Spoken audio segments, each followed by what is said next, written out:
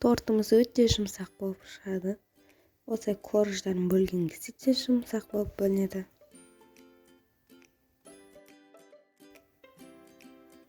Эгер видео кызык болсо соңуна чейин көрүүгө кеңеш берем. Ол үчүн эң алдымен 2 жумурткабызга лимон кушкан кособуз. Сосын кант кособуз. Жаксап агарганча миксерлейбиз.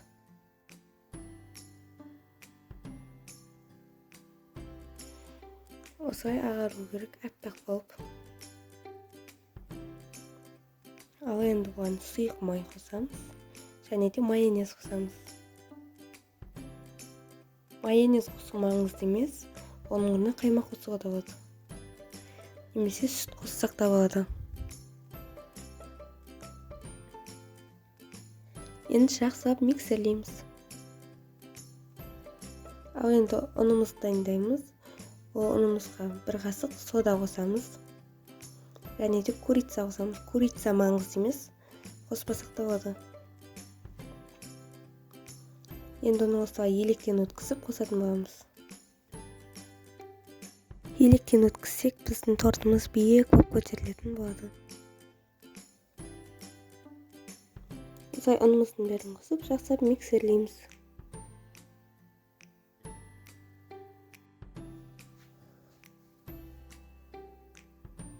Біздің қамырымыздың массасы осындай болады.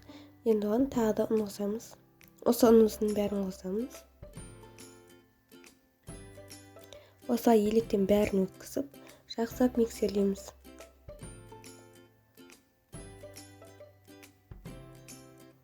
Қамырымызды миксерледік. Біздің қамырымыз қою болғандықтан, оған ыстық су құямыз. Осылай ыстық су құйдық. Ал енді жақсылап миксерлейміз.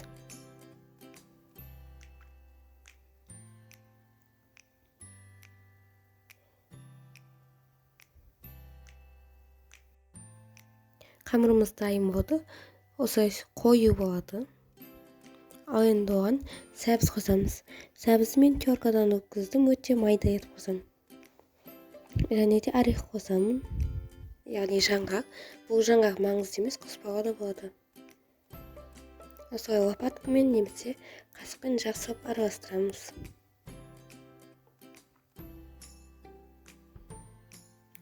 Қамыр массамыз дайын болды. Ал енді біз бұны формаға саламыз. Мен формамызды майлап алдым. Неге болса майладым. Негізі бұны пергамент немесе пальто түтігі де болады. Қамырымызды құямыз осылай. Одан соң айналасын тегістеп шығамыз.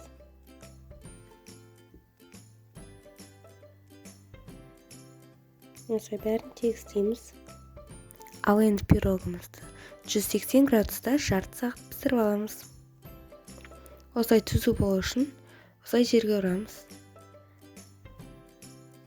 Ал енді крем дайындаймыз. Ол үшін бізге сүт пен осындай шанти крем керек.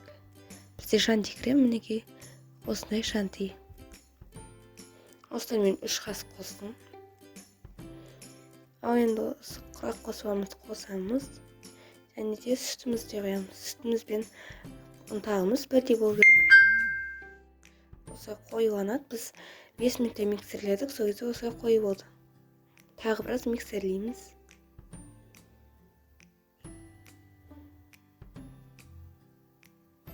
Осылай қою болу керек.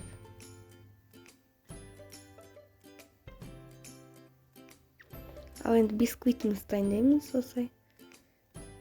Енді кремімізді жағатын боламыз. Мен бисквитімізді 2-ге бөліп алдым.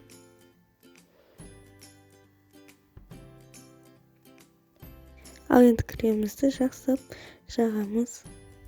Осылай біздің креміміз қою болады. Түзілеп барлық жеріне жағатын боламыз.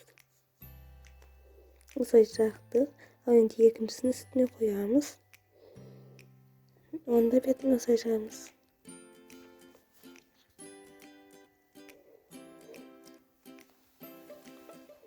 Ал енді менде бұл корждың айналасындағы ұнтақтар, соны үгіттім. Ал енді осылай бетіне себетін боламын.